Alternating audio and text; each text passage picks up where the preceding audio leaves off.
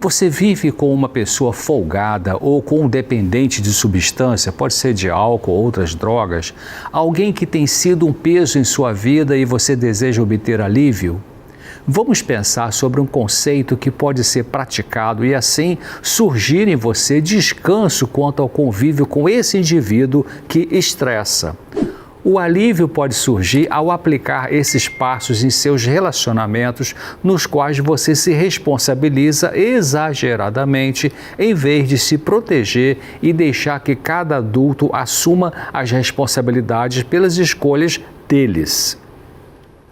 O conceito chama-se desligamento afetivo com amor, que significa, por exemplo, permitir que as pessoas aprendam com os erros delas, em vez de estar sempre corrigindo, salvando, superprotegendo, cobrindo dívida dessas pessoas ou dando explicações para os outros sobre os erros de conduta delas. Esse tipo de desligamento não significa deixar de amar ou maltratar a pessoa.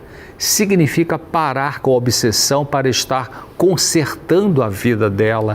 Evita ficar, também significa evitar, ficar dando conselhos não solicitados e interromper as tentativas de resgatá-la das consequências das escolhas que as pessoas fazem. Por exemplo, se seu parente com problemas com bebidas alcoólicas tem dívidas no bar onde vive bebendo, em vez de você pagar a conta, deixe que ele assuma isso. Abrindo mão de viver, tentando controlar o comportamento de outra pessoa, você se torna mais sereno, mais serena, menos ansioso, menos reativo, porque aceita como as coisas são, em vez de tentar forçar para que elas se tornem como você quer. Observe e veja se seu envolvimento com uma pessoa problemática ou sua ligação errada com problemas dos outros está causando um impacto negativo em sua saúde física e emocional. Está com alteração do apetite? Está dormindo mal? Sente dor de cabeça ou no estômago? Vive tenso, irritável, se deprime e tem percebido que isso tem que ver com a maneira como você se relaciona com essa pessoa? Se sim, então é hora de começar a praticar o desligamento afetivo com amor, porque será bom para a sua saúde e bom para essa pessoa aprender a assumir as consequências do que ela faz. Você pode ficar preocupado ao ver que a outra pessoa está se destruindo por péssima alimentação, ou por abuso do álcool, por consumo de drogas ilícitas ou por outro tipo de problema comportamental. Mas pense que você não causou isso, o problema dela, não pode curar isso e não pode controlar isso. Viver estressado tentando mudar a outra pessoa não ajuda em nada, nem você, nem ela. O desligamento afetivo com amor ajuda você a cuidar melhor de sua saúde, de seu equilíbrio emocional. Também contribui para você entender que só consegue mudar a si mesmo, não os outros. E isso alivia bastante. Embora você possa perguntar se fazer esse desligamento não será egoísmo. Não, não é egoísmo, porque esse desapego não é feito para punir o outro, mas tem como finalidade proteger você mesmo de estresses evitáveis. E também serve para libertar o outro das suas tentativas de querer controlá-lo, permitindo que ele viva a vida que deseja, resolva os problemas dele e aprenda com os erros que ele comete. Talvez, de forma inconsciente, ficar querendo controlar o comportamento do outro passa uma ideia de que você é superior a essa pessoa. É como se você dissesse assim: eu sei que eu sou melhor do que você.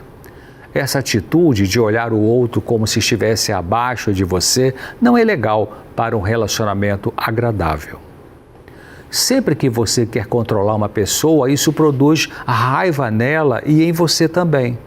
Produz raiva em você porque essa pessoa pode continuar fazendo o que deseja em vez do que você queria.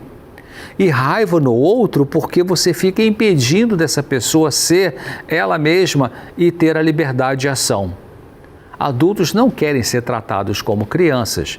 Claro, O indivíduo acomodado e folgado vai gostar de você sempre arrumar o quarto para ele, vai lavar a louça que ele sujou ou pagar a conta que ele não pagou. Mas atitudes como essas só favorecem a dependência do outro para com você.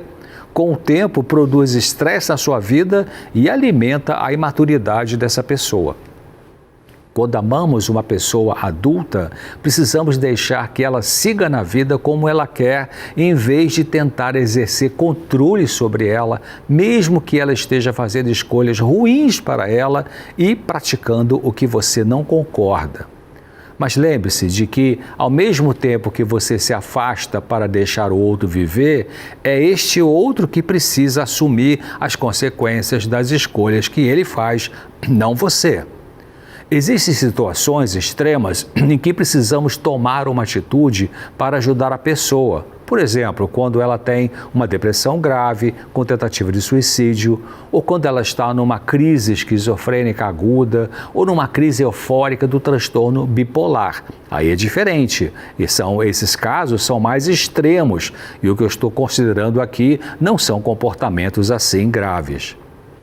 Alguns exemplos de como fazer o desligamento afetivo com amor podem ser: não dar conselhos não solicitados, estabelecer limites com amor, mas com firmeza, permitir que os outros experimentem as consequências naturais das ações dessas pessoas. Por exemplo, vamos supor que a pessoa não foi trabalhar porque estava de ressaca por ter bebido demais na noite anterior. Então não diga ao chefe dela, quando ele telefonar para saber por que a pessoa faltou ao trabalho, não vai dizer: ela está passando mal porque teve uma indigestão. Você fale a verdade. Reconhecer que seus sentimentos e necessidades são válidos, em vez de sempre depreciá-los ou desvalorizá-los. É importante isso.